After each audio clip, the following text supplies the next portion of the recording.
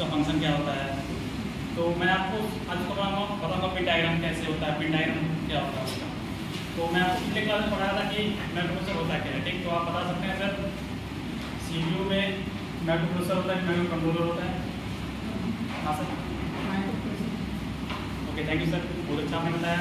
जैसे इन्होंने बताया कि CPU में माइक्रोप्रोसेसर होता है, तो आप देख सकते हैं कि प्रोसेसर ऐसा चीज़ है कि कहीं भी उसको हम लगा सकते हैं, उससे हम कहीं भी कोई भी काम यूज़ कर सकते हैं। प्रोसेसर और कंट्रोलर में ज़्यादा डिफरेंस नहीं होता है। माइक्रो प्रोसेसर में सिर्फ इतना होता है कि सिर्फ उसमें डिवाइसेस होती हैं, एक्सटर्नल उसमें होता है, ना ही मेमोरी होती है, ना ही कोई इंटरनल डिवाइस होता है, लेकिन उसको हम प्रोसेस करने के लिए यूज़ करते हैं। जैसे अपना कंप्यूटर हो गया, CPU हो गया, होम अप्लायंस में भी जैसे हो जाता है आपका वॉशिंग मशीन, उसमें कंट्रोलर लगा होता है। कंट्रोलर के अंदर भी प्रोसेसर होता है, कंट्रोलर के अंदर भी माइक्रोप्रोसेसर होता है, यानी माइक्रोप्रोसेसर आउटपुट और सब मिलके माइक्रो कंट्रोलर बनता है। इस तरह से हम हर एक माइक्रोप्रोसेसर को होम अप्लायंस में यूज़ कर सकते हैं। जो हम पढ़ाने वाले हैं आपको 8085, जो हम आपको पढ़ाने वाले हैं pin details of 8085।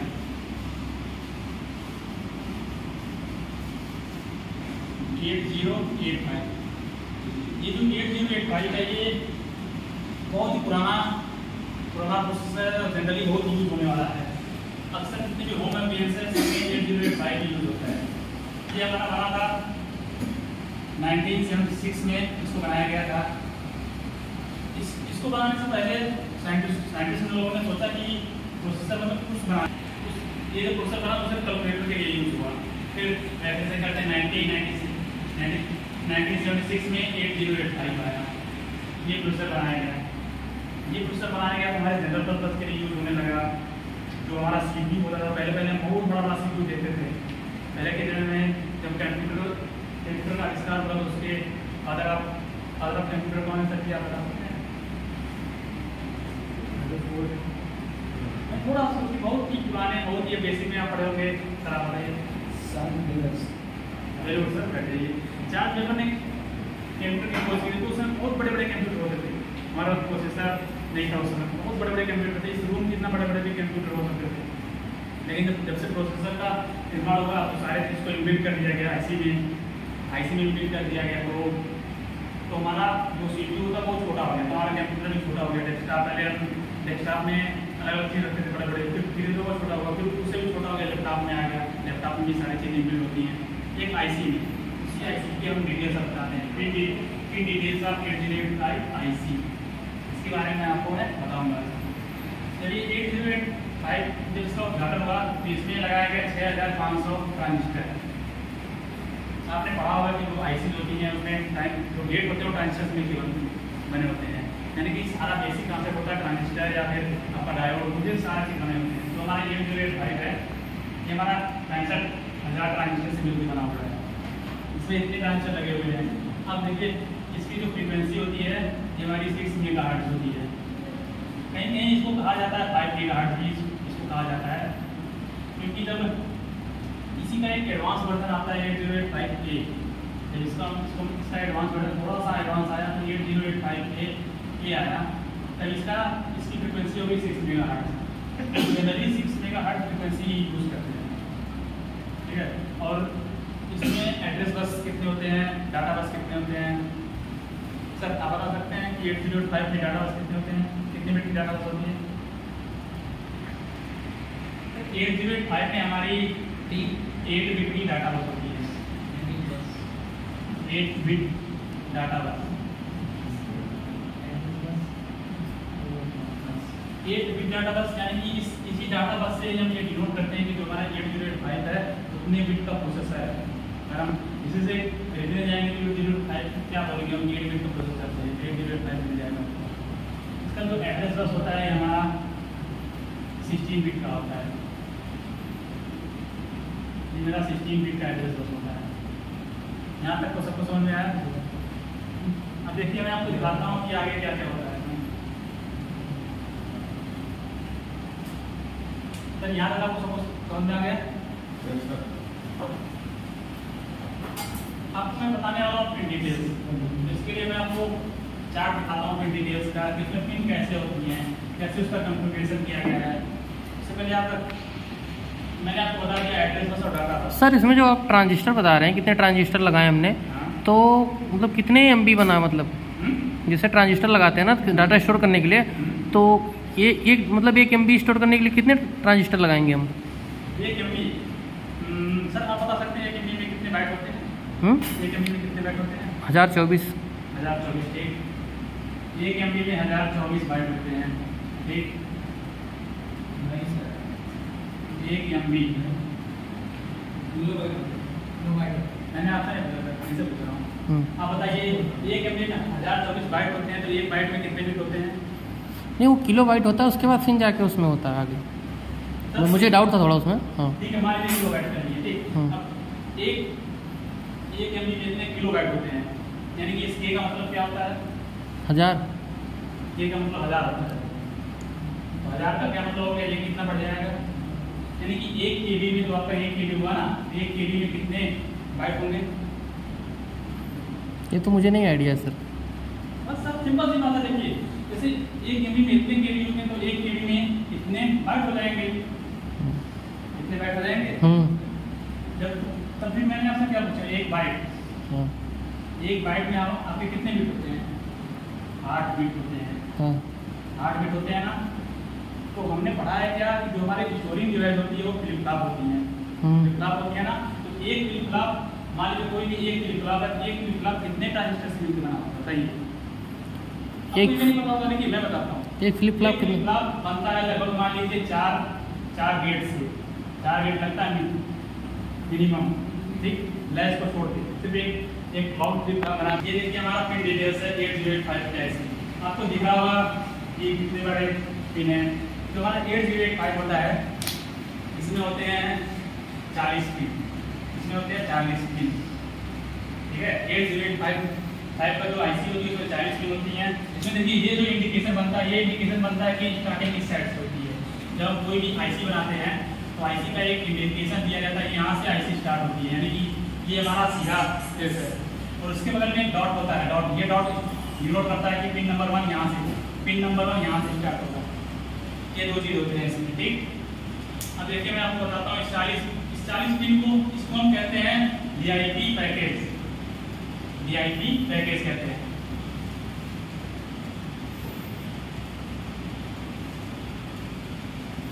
VIP package में बनता है, यानी कि डुअल इन लाइन पैकेज में बनता है ये, ठीक। डुअल इन लाइन पैकेज का क्या मतलब होता है कि कोई भी चीज डुअल इन लाइन, यानी कि एक लाइन इधर हो एक लाइन इधर, इसको डुअल लाइन बोल सकते हैं ना। यानी कि जितना पिन इधर हो, मान लीजिए इधर 4 पिन है तो 4 पिन इधर भी होना चाहिए, ये होता है डुअल इन लाइन पैकेज। ये जो पैकेज है ये मैन्युफैक्चरिंग का एक स्टैंडर्ड है, इस स्टैंडर्ड के हिसाब से हम IC को मैन्युफैक्चर करते हैं। कई सारे स्टैंडर्ड होते हैं, कोई ऑक्टा कोर होता है, कोई SOT होता है, कुछ होता है, लेकिन VIP पैकेज में ये 4 बिट इधर होंगे, 4 बिट इधर भी होंगे, यानी जितने पिन इधर जितने पिन इधर। यहाँ पर देखिए 20 पिन इधर है तो 20 पिन इधर भी है, इसीलिए तुम VIP पैकेज के अंदर रखना है। अब आपको हम एक बारी से एक पिन के बारे में आपको डिटेल्स बताते हैं। देखिए हम आपको बता रहे हैं पहले pin number 1, pin number 1 and 2। देखिए पिन नंबर 1 और 2, इसमें आपको लिखा होगा X1 और X2। X1 और X2 ये हमारे क्रिस्टल है, ये हमारे क्रिस्टल है। क्रिस्टल मतलब ये पीजो इलेक्ट्रिक क्रिस्टल है जो हमारे फेस फ्रीक्वेंसी को डिसाइड करते हैं। इसमें मैंने आपको पहले बताया कि इसमें 6 मेगाहर्ट्ज की फ्रीक्वेंसी होती है, इसमें इसकी ये पीजो इलेक्ट्रिक क्रिस्टल लगे होते हैं, इसमें 6 मेगाहर्ट्ज की फ्रीक्वेंसी होती है, इतने फ्रीक्वेंसी पे काम करता है। पीजो इलेक्ट्रिक क्रिस्टल क्या होता है कि वो क्रिस्टल जिसमें हम प्रेशर देंगे तो स्पार्क करेगा, अगर उसको हम वोल्टेज देंगे तो वाइब्रेशन करता है, ये क्रिस्टल होता है पीजो इलेक्ट्रिक। अब देख लीजिए अब पिन नंबर 3, पिन नंबर 3 अब क्या है, रीसेट आउट। यहाँ पर देखिए एरो, इस एरो से डिनोट कर रहा है, जो एरो इस साइड लगा, बाहर की साइड लगा हुआ है ना, तो बाहर से डिनोट कर रहा है कि आउटपुट, यानी कि जब कोई भी चीज एक सिस्टम से बाहर जाती है तो उसको हम बाहर की तरफ एरो साइन लगाते हैं, तो उसको हम कहते हैं आउटपुट, यानी कि रीसेट आउट। रीसेट से आपको भी पता चल रहा है कि रीसेट का मतलब होता है रीसेट करके क्या मतलब क्लियर करना होता है। तो जो IC के बाहर सिस्टम लगे हुए, जैसे इनपुट लगा हुआ है या पेरिफेरल लगा हुआ है, उस सारे सिस्टम को क्लियर कर देता है। जैसे हमने काउंटर में पढ़ा होगा कि एक रीसेट देते हैं, क्लियर देते हैं, तो क्लियर दे देता है पूरा डाटा, सेट आउट है। उसके बाद आता है आपका pin number 4 and 5। Pin number 4 and 5, देखिए पिन नंबर 4 एंड 5 में क्या लिखा है, SID और SOD। SID का मतलब होता है सीरियल इनपुट डाटा, SOD का मतलब होता है serial output data.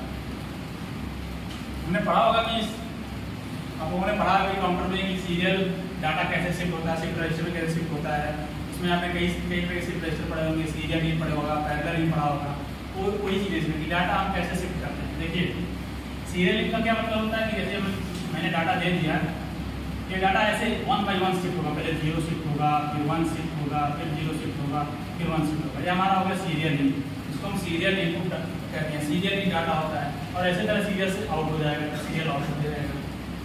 Parallel data में डायरेक्ट मतलब ऐसे ऐसे कोई डाटा दे दिए तो डायरेक्ट तुरंत आउटपुट दिया जाएगा 1 1 0 1। ये हमारा पैरेलल होता है। इसलिए आप लोगों ने पढ़ा होगा तो बता सकते हैं कि ऐसी कौन सी डिवाइस है जो पैरेलल डाटा शिफ्ट करता है, पैरेलल डाटा स्टोरेज करता है या ट्रांसफर करता है। मैं बता दूँ मॉडम, तो मॉडम होता है अपना जो मॉडम कनेक्ट होता है वो पैरेलल डाटा शिफ्ट करता है। यहाँ तक तो आपको समझ में आया पिन नंबर 4 एंड 5। तो आपको दिखाते हैं पिन नंबर 6 से लेके pin number 11, pin number 6 and pin number 6 to pin number 11। यहाँ पर देखिए, आप देखिए pin number 6 to pin number 11, देखिए सब ब्लैक कलर से लिखा हुआ, आपको दिख रहा होगा कि ये सब ब्लैक कलर से लिखा हुआ है ना, आपको समझ में आ रहा होगा ये क्या है।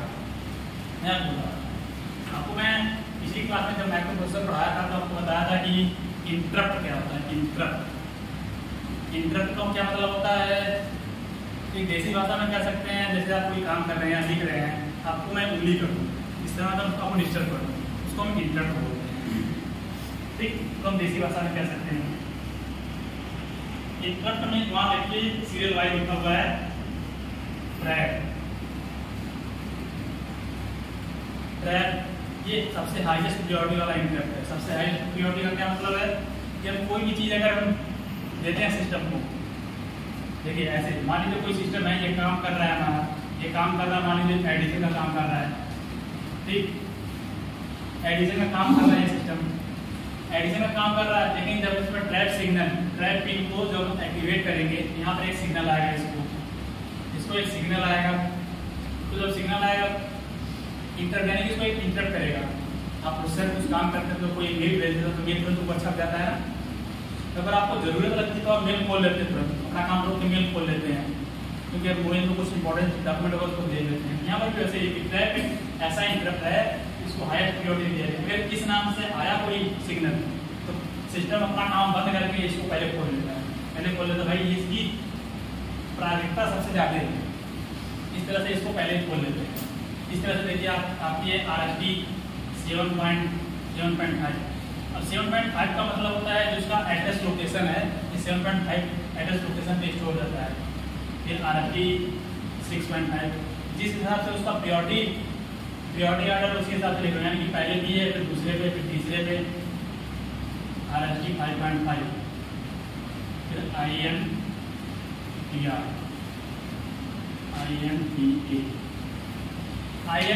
सबसे बेसिक इंटरप्ट होता है INTR, इंटरप्ट रिक्वेस्ट। इसका मतलब होता है हम इंटरप्ट रिक्वेस्ट यानी कि हम रिक्वेस्ट करते हैं कि भाई किसी को, जैसे कि इंस्टाग्राम या फेसबुक पर हमने उसको फॉलो किया है तो उससे रिक्वेस्ट भेजा, तो वहाँ पर हम ये सिग्नल जाता है या प्रोसेसर में ये सिग्नल जाएगा कि हाँ मैंने आपको रिक्वेस्ट भेजा, ये आपकी मर्जी है, आप उसको एक्सेप्ट करेंगे कि नहीं करेंगे। उसके लिए आप यहाँ पर इंटरप्ट एक्नॉलेज करके एक सिग्नल है, अगर आप उसको थोड़ा सपोर्ट देने के लिए बोलेंगे एक्नॉलेज वाला सिग्नल भेजेंगे, भैया उसको बाद में देखते हैं तुमको। ये सबसे लोएस्ट प्रायोरिटी वाला है INTR, ठीक। इसको तभी देखते हैं जब हम ज़्यादा फ्री रहते हैं या फिर कोई काम नहीं करते तब इसको देख लेते हैं इंटरप्ट। उसके बाद आपकी पिन आती है पिन नंबर 12 से लेके पिन नंबर 19, पिन नंबर 12 से तो पिन नंबर 19। ये देखिए ये सबसे इंपॉर्टेंट पिन है यहाँ पर। पिन नंबर 12 से पिन नंबर 19 वाली जो पिन है ये आपकी क्या दिख रही है, AD0 से लेके AD7। AD0 से AD7 तक कितने बिट हो गए? कितने बिट हो गए सर? 8 बिट हो गए, यानी कि ये 8 बिट है। ये देखिए AD0, इसमें दो चीज़ है। जब मैंने आपको बताया था, उसमें बताया था कि जो एड्रेस बस होती है और डाटा बस होती है वो मल्टीप्लेक्स हो जाती हैं। उनको मल्टीप्लेक्स किया गया है यहाँ पर। इसको हम बोलते हैं lower order address bus. Lower order address bus इसको बोलते हैं। इसको एड्रेस बस इसमें इंक्लूड किया गया इसलिए क्योंकि ये जो एड्रेस बस है ना, उसकी प्रायोरिटी ज़्यादा होती है। इसको हम अलग करने के लिए डिग फ्लिप फ्लॉप लगाते हैं। इन दोनों को AD0 और AD7 तक पूरा इसको अलग करने के लिए हम डिग फ्लिप फ्लॉप का यूज़ करते हैं, प्रोसेसर लगाते हैं, फिर इसको हम सेपरेट करते हैं। उसके लिए कंट्रोल सिग्नल है, इसको अलग करने के लिए कंट्रोल सिग्नल है। यहाँ पे कंट्रोल सिग्नल मान लीजिए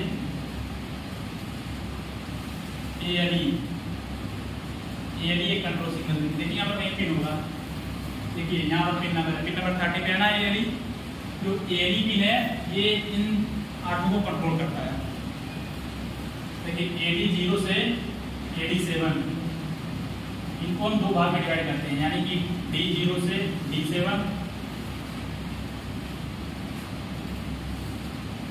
उसके बाद यहाँ से A0 से A7 दो भागों में डिवाइड करते हैं। हमारा डाटा बस है, यानी कि 0 से लेके 8 तक ये 8 बिट का डाटा बस है।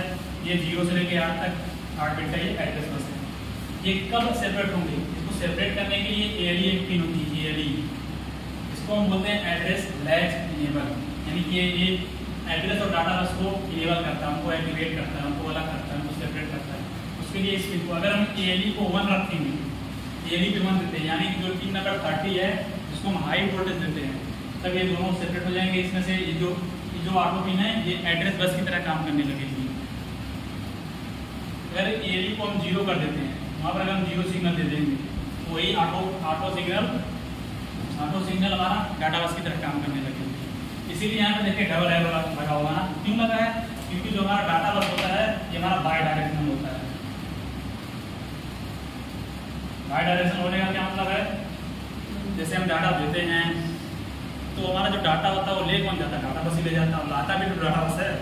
एड्रेस बस का काम सिर्फ एड्रेस बताना होता है कि किस एड्रेस पे जाएगा काम, तो ये इसलिए इसको बाई डायरेक्शनल बोलते हैं।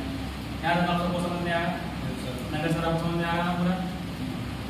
ऐसा नहीं है कि स्पीड ज़्यादा चल रही है, सही है ना? वही है कि आपको देखिए आराम से समझिए, कोई दिक्कत नहीं। मैं तो प्रोसेसर आपको अगर ये सब सारे पिन के बारे में आपको समझ में आएगा, प्रोसेसर बहुत आसान है। अगर प्रोसेसर समझ में आ गया तो आप कंट्रोलर भी अच्छे से कर सकते हैं। कंट्रोलर भी ऐसे ही है, यहाँ तक आपको समझ में आ गया। इनको सेपरेट भी कर दिया, इनको सेपरेट करने के लिए मैंने आपको बताया डिग फ्लिप फ्लॉप। सर मेरे को नहीं समझ में आया। आपने बोला A और D को हम सेपरेट करते हैं, ठीक है? मतलब दोनों डाटा बस पर उसको, तो ALE इसमें पिन ऐसा कोई है नहीं। ALE पिन जो आप बोल रहे हो 30 पे, तो वो मतलब उसको कैसे पता चलेगा कि इनको कब सेपरेट करना है, कब नहीं सेपरेट करना है? आपने बोला कि 1 दे देंगे, तो उसे कैसे पता चलेगा कि 1 देंगे हम 0 दें? देखिए हम जो डाटा देते हैं, हमारा डाटा क्या बता सकते हैं कि जो हमारा कंप्यूटर होता है उसमें किस फॉर्म में डाटा चल रहा है? डिजिटल फॉर्म में। डिजिटल में क्या रहता है? बाइनरी में जाता है। बाइनरी में जो हमारा प्रोसेसर होता है वो हेक्साडेसिमल में कन्वर्ट करता है, ठीक है? हेक्साडेसिमल में जाता है। तो हेक्साडेसिमल में डाटा जाता है तो कितने बिट का हो जाता है? 4 बिट का। 4 बिट का। मान लीजिए ये हो गया 4 बिट का डाटा। यहाँ पर जैसे लिखते हैं इसका मतलब हेक्साडेसिमल। तो इसमें 2 पार्ट होता है। ये होता है हमारा प्राइमरी सेक्शन, ये होता है सेकेंडरी सेक्शन। इस प्राइमरी सेक्शन को हम बोलते हैं लोअर बिट, ठीक? इस प्राइमरी सेक्शन को हम लोअर बिट बोलते हैं और इसको हम बोलते हैं अपर बिट। तो जो लोअर बिट है, लोअर बिट को कौन एक्टिवेट करेगा भाई? कौन लेके जाएगा? तो जो हमारा लोअर एड्रेस बस है, लोअर डाटा बस है, वो ले जाता है। जो अपर बिट है, अपर बिट के लिए यहाँ पर देखिए इधर लगा हुआ है ये जो पिन नंबर 21 से लेकर 28 तक है, ये हमारे एड्रेस बस है अपर, तो हम अपर ऑर्डर एड्रेस बस बोलते हैं, जिसको हम बोलते हैं हायर ऑर्डर एड्रेस बस। तो इन दोनों बिट को अपर बिट या हायर ऑर्डर वाले ले जाते हैं, और जो इधर ये 2 बिट होते हैं इनको हम लोअर ऑर्डर बिट से भेजा जाता है, इसलिए वहाँ पर वो लोअर ऑर्डर पिन बनाया गया। आगे समझ में आपको? कंबाइंड कैसे करेगा, मुझे नहीं समझ में आया, ऐड कैसे? कंबाइन नहीं करेगा। हम्म, जब उसको पता चलेगा कि मुझे लोअर ऑर्डर डाटा भेजना है, तो उसको पता चलेगा ना कि मुझे डाटा भेजना है, पहले एड्रेस भेजना है, पहले वो एड्रेस भेजेगा। तो पहले इसको हम ALE को एक्टिवेट कराएगा, ALE को 1 दिया जाएगा। 1 दिया जाएगा तो यहाँ पर जो हमारे पिन है ये एड्रेस बस की तरह काम करने लगेगी। यहाँ से डाटा पहले जाएगा एड्रेस को प्रोग्रामिंग हम करेंगे तो हमारा काम होगा। लेकिन जो प्रोसेसर है, तो प्रोसेसर हम कोई प्रोग्राम भेजेंगे, प्रोसेसर कैसे काम करेगा हम हमको बता रहे हैं। तो प्रोसेसर ने प्रोग्राम भेज दिया, प्रोग्राम जो भेजा है किस आधार पर भेजा कि अगर इसको एड्रेस बस की तरह काम कराना है तो यहाँ पर इसको 1 एक्टिवेट कर देगा, डाटा बस की तरह काम कराना है तो इसको 0 कर देगा। इस तरह से अब इसको अलग करने के लिए हम क्या बता सकते हैं, क्या बता रहे थे डी फ्लिप फ्लॉप। तो 74373 ये हमारी डी फ्लिप फ्लॉप की IC है, ठीक है, डी फ्लिप फ्लॉप की IC है, ये भी एक IC है डी फ्लिप फ्लॉप की। इसी से हम अलग करते हैं डाटा बस और क्या कहते हैं एड्रेस बस ALE के साथ, ALE को कंट्रोल पैनल की तरह यूज करके इन दोनों को हम अलग अलग करते हैं। सर इस IC में कितनी पिन होती हैं? हाँ सर, ये IC आपकी इसमें 8 गुना 16 पिन होती है सर। ठीक सर, सर ये 16 पिन की IC है। हाँ सर, आप बता सकते हैं 7 और 7 8 क्यों होते हैं? क्योंकि हमारे पास 8 IC इसलिए इस IC को यूज किया जाता है क्योंकि हमारे पास 8 यहाँ पर है। 8 को सेपरेट करने के लिए ये IC हम यूज कर रहे हैं। इसमें हम जानते हैं जो डी फ्लिप फ्लॉप होता है उसको हम जब इनपुट पे देते हैं हमारा आउटपुट मिलता है। इस तरह समझेंगे सर, बस वही काम है। आपको यहाँ तक आपको समझ में आया? यहाँ तक आपको समझ में आया? पिन नंबर 20 BSS लिखा है, देखिए BSS लिखा है। BSS का मतलब होता है ग्राउंड सिग्नल, जिसको हम कंसीडर कहते हैं 0 वोल्ट कंसीडर करते हैं। मेनली ये 0 वोल्ट होता है, एक्चुअली 0 वोल्ट नहीं होता है, कुछ तो होता है, कुछ पॉइंट में आता है, लेकिन हम कंसीडर करते हैं 0 वोल्ट। यहाँ तो आपको 20 पिन तक तो आपको समझ में आ गया एक साइड का, और अगले साइड का हम आपको बताते हैं।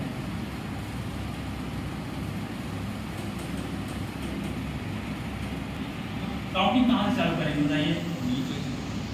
नीचे से, नीचे से पिन नंबर 21, बहुत सही। देखिए हमारा पिन नंबर 21 से लेके कहाँ तक 28 तक। इसीलिए देखिए मैं यहाँ पर कलर वाइज यहाँ पर लिखा गया है कि आपको दूर से भी देख रहे हैं तो भी आपको कलर वाइज से समझ में आए कितने हैं, कितने इधर हैं। ये देखिए हमारे ये हैं कितने हैं, 2 4 6 2 8 है ना। 21 से 28 तक हमारे 8 एड्रेस बस के पिन है। एड्रेस बस के पिन है कितने हैं? ये A8 से लेके A15 तक ये हमारे एड्रेस बस के पिन है। ये हमारे हाई ऑर्डर एड्रेस बस होते हैं, इसको हम बोलते हैं हायर ऑर्डर एड्रेस बस। अभी आपको मैंने समझाया लोअर ऑर्डर एड्रेस बस, जैसे ये हायर ऑर्डर एड्रेस बस होता है। ये हायर बिट को स्टोर करता है और हायर बिट को ले जाता है, आप उसको एड्रेस पे ले जाता है। इसके लिए जब हम टाइमिंग डायग्राम आपको बताएंगे तो बताएंगे कि हायर ऑर्डर कैसे काम करता है। एक पिन यहाँ पर देखिए, आपको पिन नंबर 29 को देखिए, पिन नंबर 29 इसी के साथ लगे हुए देख लीजिए पिन नंबर 33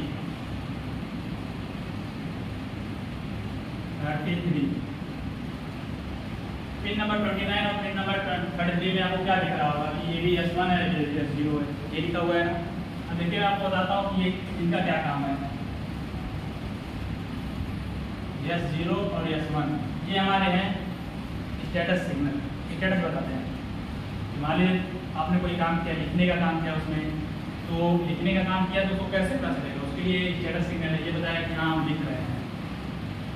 उसके लिए यहाँ पर देखिए ये सब हमारे कंट्रोल सिग्नल इस तरह से यूज करेंगे। RD बार, WR बार, ये दोनों यूज में IOM बार, यानी कि इसको हम लिख सकते हैं 29 से लेके 34 तक एक साथ हम यूज कर सकते हैं। क्योंकि हम 30 को निकाल चुके हैं बाहर, तो पहले यहाँ से देखते हैं। यह 0 हो गया, यहाँ पर आपका क्या आएगा? RD बार, WR बार और IOM बार। देखिए ये हमारी IC कुछ ज़्यादा दिन की हो सकती थी। अगर हम यहाँ पर इसको मल्टीप्लेक्स नहीं करते तो बताइए 8 पिन और बढ़ जाती कि नहीं बढ़ जाती? वैसे यहाँ पर देखिए ये जो तीनों हैं, ये जो तीनों सिग्नल हैं, इन तीनों सिग्नल को मल्टीप्लेक्स किया गया। इन तीनों सिग्नल को अगर हम डिवाइड करेंगे यहाँ पर 4 सिग्नल बनते हैं। इन तीनों सिग्नल को हम जब डीमल्टीप्लेक्स करते हैं तो 4 सिग्नल बनते हैं। हमारे क्या बनते हैं? इनपुट आउटपुट I/O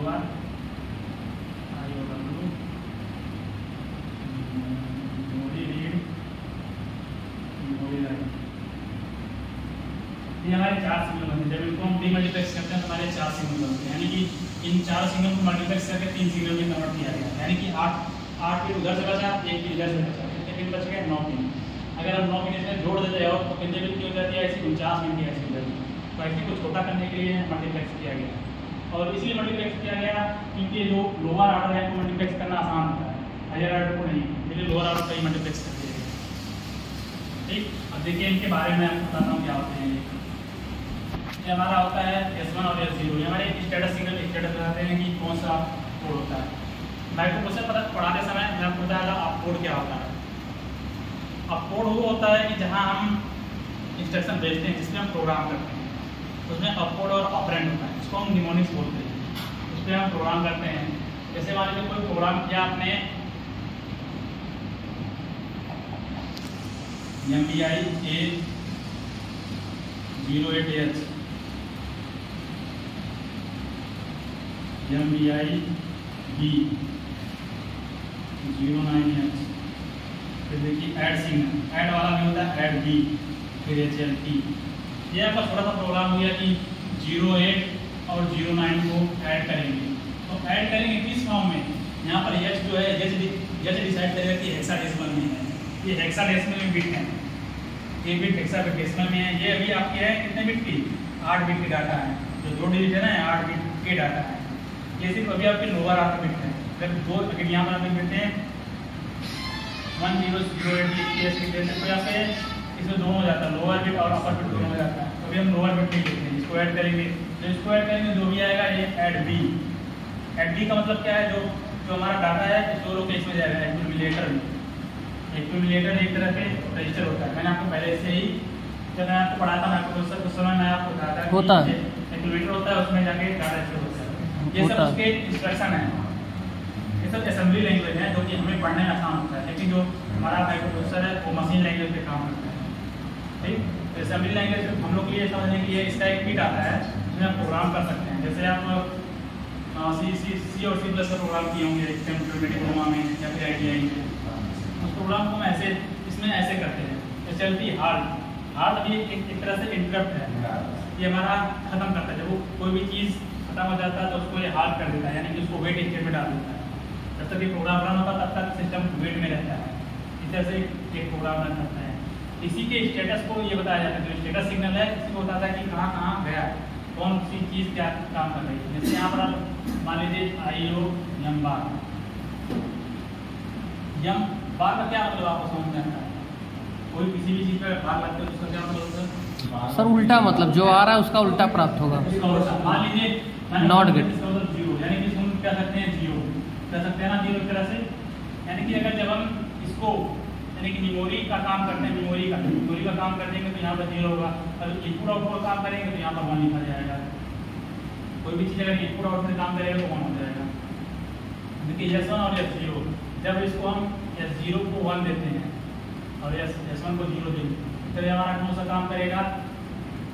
RD बार काम करेगा। कहाँ काम करेगा?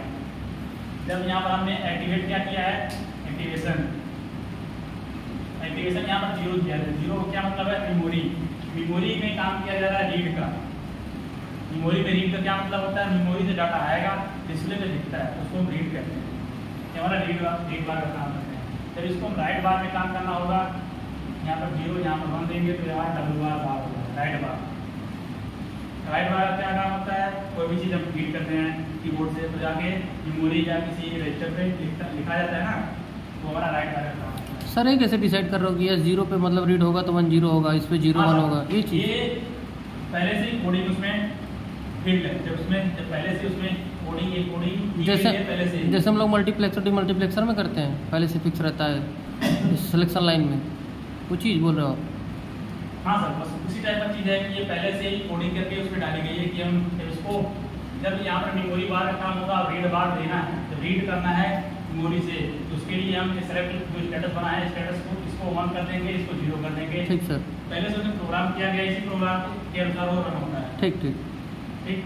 फिर ऐसे ही अगर आपको इनपुट आउटपुट का काम करना हो तो यहाँ पर 1 करेंगे, यहाँ पर 1 करेंगे तो हमारा RD बार का काम करेगा, यहाँ पर 1, यहाँ पर 0, यहाँ पर 1 करेंगे तो हमारा WR बार का काम करेगा। इस तरह से ये स्टेटस सिग्नल स्टेटस बताता है क्या क्या काम होता है।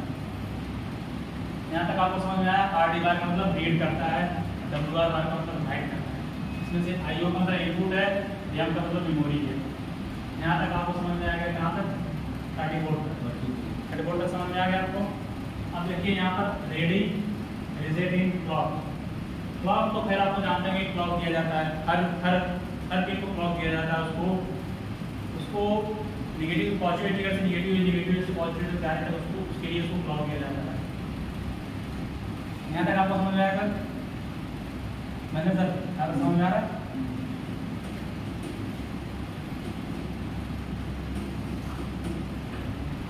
अब देखिए रेडी सिग्नल है, रेडी और रिसेटिंग। रेडी पिन नंबर किस पे है? पिन नंबर 35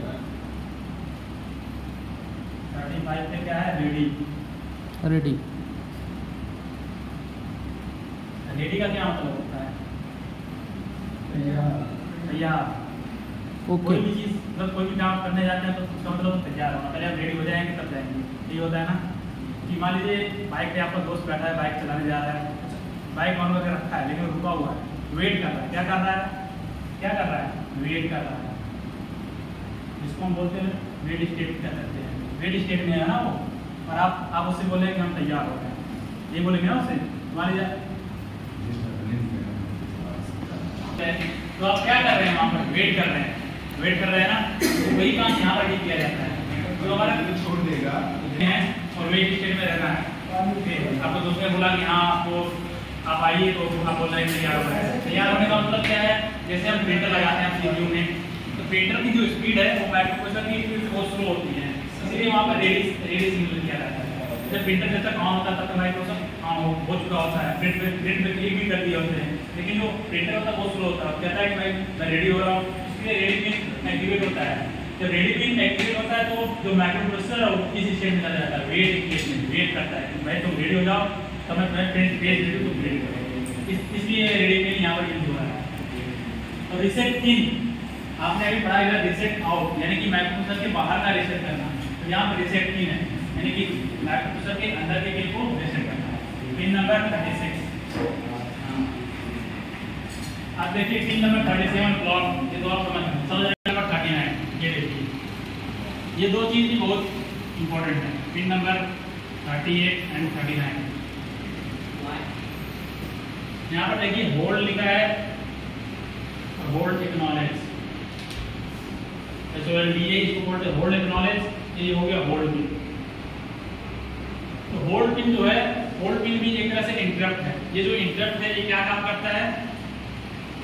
जैसे आपने यहाँ पर पढ़ा कि जो ट्रैप इंटरप्ट है, ये सब इंटरप्ट है, तो ये सब इंटरप्ट है। सबसे ज्यादा हाईएस्ट प्रायोरिटी ट्रैप को दिया जाता है, उससे भी ज्यादा हाईएस्ट प्रायोरिटी होल्ड को दिया जाता है। होल्ड जब हम होल्ड को एक्टिवेट करते हैं, तो होल्ड वाली सिग्नल एक्टिवेट होता है, तो उसको क्या कहते हैं? माइक्रोप्रोसेसर को डायरेक्ट सिग्नल जाता है कि भाई तुम रुको, तुम अपना कंट्रोल मुझे दो। यानी कि माइक्रोप्रोसेसर तो अपना कंट्रोल खो देता है, अपना कंट्रोल इसको देता है। उसके लिए यहाँ पर ऐसे पढ़ते हैं डीएम में, इसको हम बोलते हैं डायरेक्ट मेमोरी एक्सेस। जैसे हम पेन ड्राइव लगाते हैं डायरेक्ट मेमोरी से एक्सेस करते हैं ना, उसी तरह यहाँ पर जब पेन ड्राइव लगाते हैं तो वहाँ पर होल्ड पिन एक्टिवेट होता है, तो वहाँ पे डीएमए प्रोसेस होता है। जो हमारा प्रोसेसर है वो सबको काट देता है, यानी कि सारे फंक्शन को रोक देता है, बस का कंट्रोल अपने आप में छोड़ के होल्ड को देता है। सारा कंट्रोल उसमें होल्ड पिन में आ जाता है। होल्ड पिन क्या करता है? डीएमए करते हैं direct memory access. Direct memory को हम एक्सेस कर लेते हैं, मेमोरी में से कोई डाटा अपने तरफ खींच लेते हैं, अपनी मेमोरी को डाटा ट्रांसफर कर लेते हैं। इस समय ये पिन एक्टिवेट होता है। जैसे आप किसी CPU में पेन ड्राइव लगा रहे तो ऐसे होता डाटा। होल्ड एक्नॉलेज है। होल्ड एक्नॉलेज अगर हम इस होल्ड को भी होल्ड पे करें, होल्ड को भी होल्ड करें तो आपको एक्नॉलेज सिग्नल दिया जाता है। उससे भी ज्यादा इंपॉर्टेंट काम कर रहे हैं तो आप होल्ड कर देते हैं। BCD का मतलब आप जानते हैं, इसको सप्लाई देना होता है, इसको हम सप्लाई देंगे। इस तरह से हमारा 8085 माइक्रोप्रोसेसर का पिन डायग्राम मैंने आपको बता दिया। पहले क्या क्या बताया? पहले आपको क्रिस्टल के बारे में बताया, रीसेट पिन के बारे में बताया, फिर सीरियल इनपुट के बारे में बताया, इंटरप्ट के बारे में बताया, आपको मल्टीप्लेक्स एड्रेस एंड डाटा बस के बारे में बताया। उसके बाद यहाँ पर देखिए हायर ऑर्डर डाटा बस के बारे में बताया, यहाँ पर ये कंट्रोल सिग्नल के बारे में बताया। अबे बच्चे की जान लेगा क्या, 35 मिनट हो गए अभी बस कर। उसके बाद यहाँ पर रेडी रिसेटिंग क्लॉक ये सब के बारे में आपको सब सारा डिटेल बता दिया। तो आपके लिए एक क्वेश्चन है, आप एक माइक्रो प्रोसेसर पे 60 कोड लिख कर आइएगा। इसके लिए आप कोई बुक प्रिपेयर कर सकते हैं, जैसे जेई गुप्ता की इलेक्ट्रॉनिक्स की प्रिपेयर कर सकते हैं। तो हमारा नेक्स्ट लेक्चर होगा क्या, नेक्स्ट लेक्चर होगा इंटरफेसिंग। नेक्स्ट लेक्चर होगा इंटरफेसिंग। इसके बारे में आप थोड़ा सा पढ़ के आएंगे,